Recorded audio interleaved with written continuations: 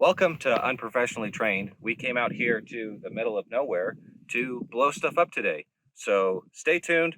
We're going to try to get everything set up with the wind that we're experiencing. That, of course, died down when I hit record this time instead of the opposite.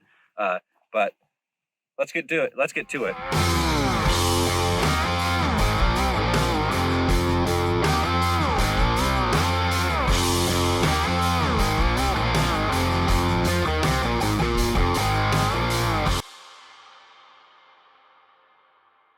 So the plan is we're going to fill these Coke bottles with powder, and then pressurize them.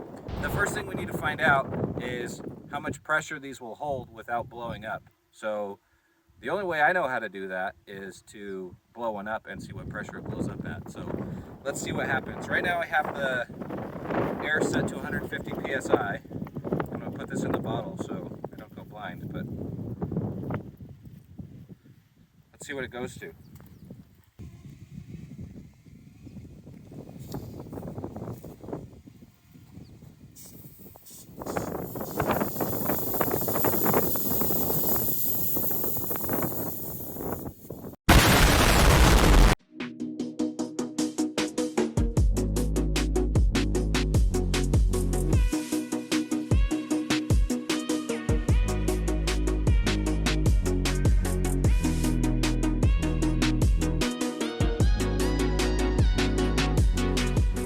So it's so windy that we can't keep the bottle to stay up. So instead of taping all of them down at once, we're going to do a test and make sure that we can hold it to the table and shoot it.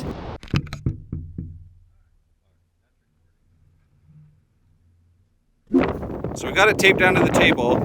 It's so windy that we want to do a test shot before we set up all of them and try to tape them down and make sure that this works. And if that doesn't work, then we will go to plan B. But I think the Walmart one, a 9mm will go through. Yeah? And I think it's going to take maybe the 7.62 or the 4570 to go through the commercial one. Because the 4570 is a 300 grain bullet and you're, what, 160? 182. 182, but my muzzle velocity I think is subsonic. Yeah, because you got a straight case and I got a tapered case, so it's going to be way more pressure out of that 7.62 by 54. Yeah, and it's going to be all about penetrating power. Yeah. We'll see which one says it. I don't know. I mean, the 4570 was used for hunting buffalo, and we don't have any more buffalo, so it was pretty effective. That's true. 7.62 by 54 was used for hunting Nazis, though. There's no That's more Nazis. true. That's true. Yeah, we don't need any more. We don't have any more Nazis either. Well, they're hidden at least. Yeah, they're hiding because they know it's out there. Yeah. We're gonna first shoot this with my M&P 1522, shooting CCI high velocities, and we'll see what happens. If it doesn't create the effect that we want, then we'll go bigger.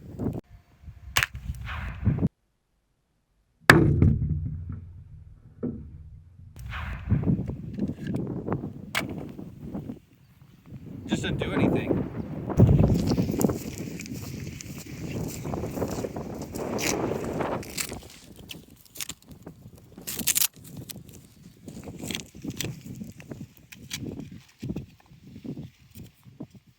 How big of a disappointment would that have been if we put up all of that stuff and it just did this?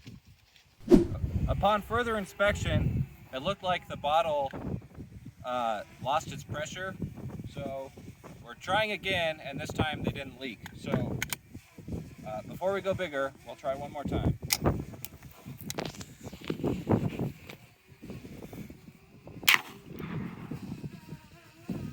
Better. Well, since the water bottles didn't work, we're going to go to plan B, which you saw in the thumbnail. We're going to do that now. So I might not be professional trained, but he is. Do you want to tell him your credentials? I'm just an Army infantry veteran. Have a couple accolades for marksmanship. So we're going to shoot some stuff today. So you're a gun nerd is what this goes. I am. Or considered an expert. Expert nerd. Okay. All right, so let's go. We're going to start with a 22 and see what it goes through. In the 22, we're going to be using these CCI Freedom rounds. They're all red, white, and blue. So let's get shooting.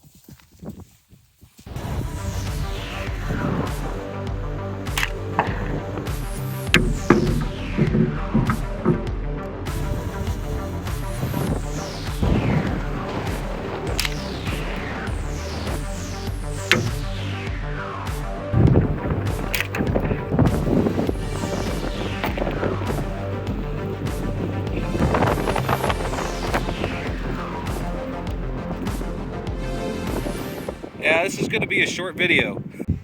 That was absolutely ridiculous. I didn't think that a 22 would go through either of these.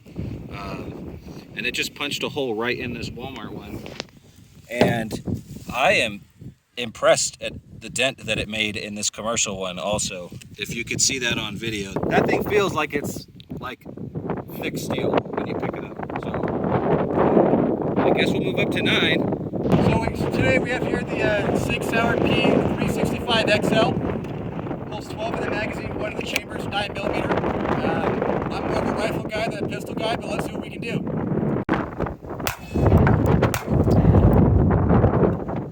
First try. The 9 didn't make it through this one. Oh, and it did a through and through on the little one. Oh no, you just hit the side.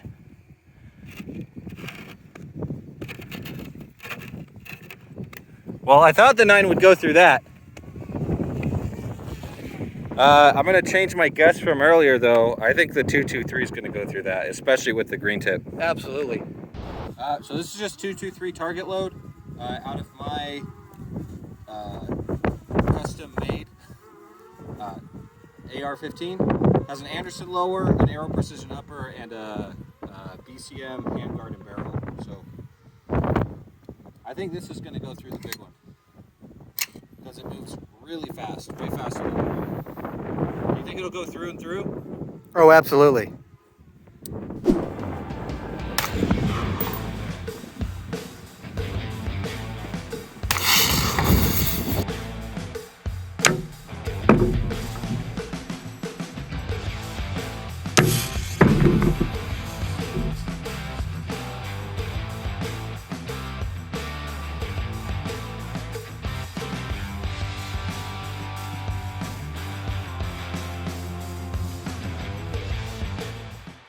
I did it.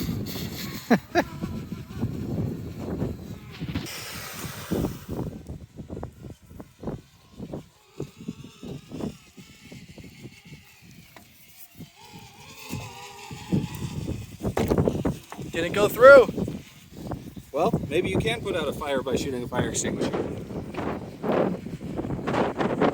Oh, it hit this metal band too.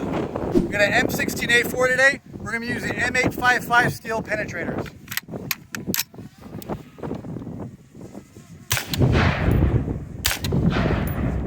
Well, that was enough to not even knock it down. But let's see this one. Entry. Oh yeah, that went right through. Now, to answer the final question of the day, let's see if that 7.62 by 54 54R. 54R is more powerful on this target than a 4570. All right, so to settle our discussion from earlier about which one we think is going to be more powerful, right here we have a SKS, which shoots the 7.62 by 39. We have my Henry H10X, which shoots a 4570, which is a really big round. And then we have, what is this? That's a Redneck Mosin Nagant. A Redneck Mosin Nagant that shoots a 7.62 by 54R. So it's going to be an interesting comparison. These two I think shoot a lot faster, but this one has potential for much more energy transfer just because this is a 300 grain bullet. This one's 160. We got 182. 182, 300, and what's this one? I don't even know what that is. You don't even know. Okay. All right. We'll see which one's more powerful.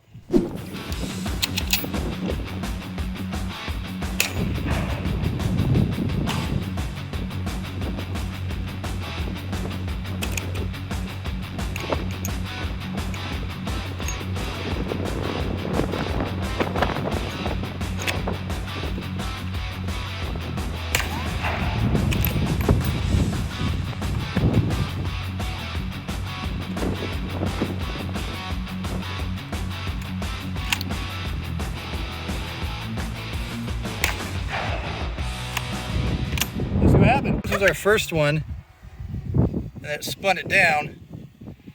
This is our 4570 right here. It's a way bigger hole.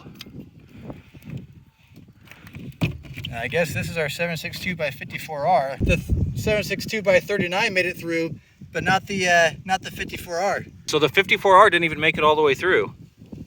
Yeah, it looks that way. It must be stuck inside there somewhere. It could be moving a lot faster, which is really good at penetrating, getting through stuff.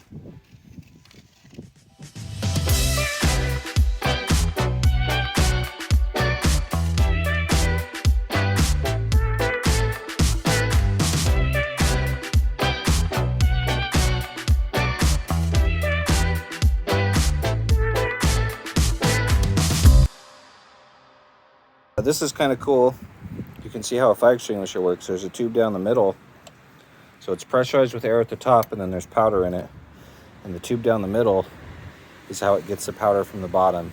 So you pull the trigger and it releases a valve up here in the handle and opens up that tube and sucks it up. The pressure pushes it out and then out the nozzle.